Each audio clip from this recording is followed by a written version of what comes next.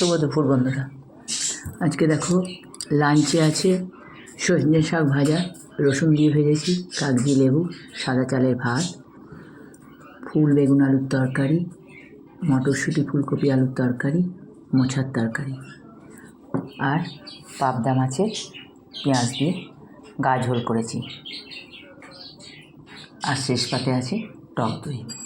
এই হচ্ছে আজকে দুপুরের মেনু। খাওয়া স্টার্ট করো। দেখো শাকটা কেমন হয়েছে। শাকটা তো মানে এটা একবারে টাটকা শাকটা।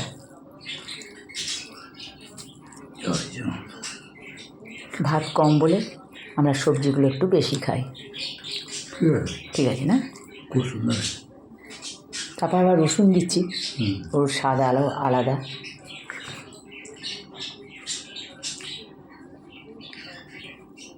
রসুন দিলে স্বাদটা বেড়ে যায়, স্বাদটা আরও বেড়ে যায়। যাই হোক, তোমরা সকাল সকাল খেয়ে নাও। এমনিতেই আমাদের বেলা হয়ে গেছে, আর বেলা বাড়াবো না।